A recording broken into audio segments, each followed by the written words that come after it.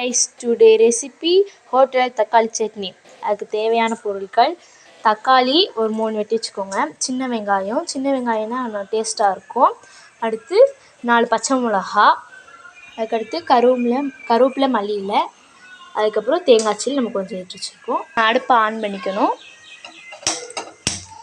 On பண்ணிட்டு ஒரு சட்டியை வச்சுட்டு கொஞ்சம் எண்ணெய் ஊற்றிக்கோங்க. எண்ணெய் காயணும். அதுக்கப்புறம் பச்சை மிளகா கீரி போடணும், இல்லாட்டி வெடிச்சிரும் கைஸ். இந்த மாதிரி கீரி போட்டுக்கோங்க. வெங்காயத்தை போட்டுக்கோங்க, நல்லா வதக்குங்க. இப்போ நம்ம வெங்காயம் வதங்கணும் கைஸ். வெங்காயம் லைஸாக வதங்கினோடனே நம்ம தக்காளி நறுக்கி வச்ச தக்காளி நம்ம போட்டுக்குவோம். நல்லா இந்த மாதிரி வதக்கணும் கைஸ்.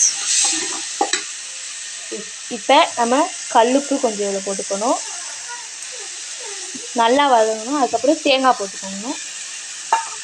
இப்போ நம்ம கருவேப்பிலை, மல்லியில் போட்டுக்கணும். இப்போ இதை நல்லா வதக்கணும். நல்லா வதக்கலைன்னா பச்சை வாசனை வரும் கைஸ் நமக்கு.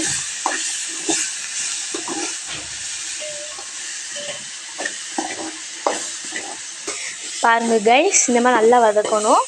தக்காளியை பார்த்தீங்கன்னா தெரியும். இப்போ பாருங்கள், தக்காளி நல்லா தோல்லாம் இதாகணும். அப்போ தான் நம்மளுக்கு டேஸ்ட் சூப்பராக இருக்கும்.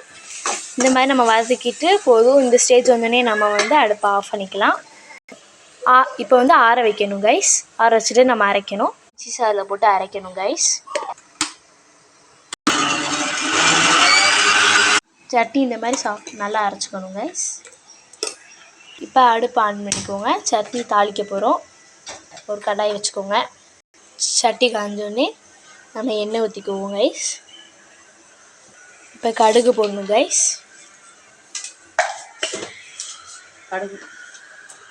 கடுகு வெடிச்சதுக்கப்புறம் சின்ன வெங்காயம் போட்டுக்குவோம்.